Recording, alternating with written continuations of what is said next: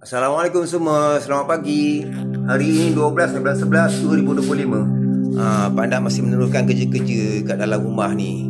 Nak siapkan kabinet dapur ni. Okey. Semalam Pak Andak dah ketam kayu. Bersihkan kayu yang Pak Lang bawa balik. Moga dapat dimanfaatkan. Okey. InsyaAllah ni Pak Andak, lepas ni Pak Andak akan beralih ke kerja-kerja mengecat dalam ni, InsyaAllah.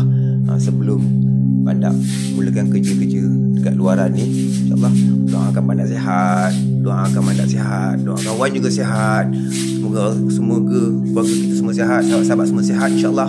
Semoga Allah Ta'ala memudahkan segala urusan-urusan kerja kita, InsyaAllah. Kemudahan Allah Ta'ala berkati kita semua, InsyaAllah. Assalamualaikum, sayang semua.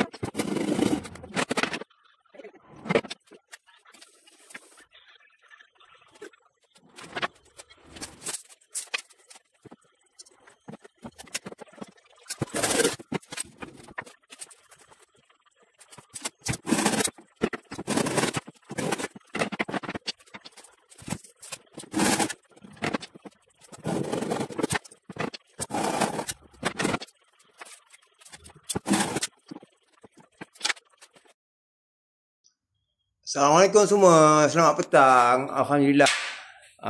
Ni kat dapur dah siap. Okey, tinggal tunggu dia punya tabletop dia. Dalam proses order. Ni Pak nak tambah supaya Pak Langzuri cakap takut orang turun naik, abuk-abuk turun kan, kena makanan. Kat sini nak pasal makan. Lagi satu, kalau ninja ke atas tu tak syok pula. Tunggu orang tengok turun naik. Kan?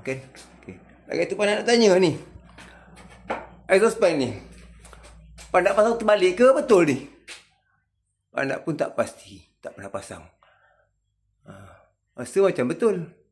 Tapi angin dia, kenapa angin dia masuk dalam pula? Tolong bagi khidmat nasihat. Pandak tak faham lah. Okay. Semoga Allah Ta'ala permudahkan segala urusan kerja-kerja kita. InsyaAllah doakan Pandak. Puan semua sihat, keluarga sihat. InsyaAllah sahabat-sahabat semua sihat. Dipermudahkan segala urusan. Assalamualaikum warahmatullahi wabarakatuh. Sayang semua.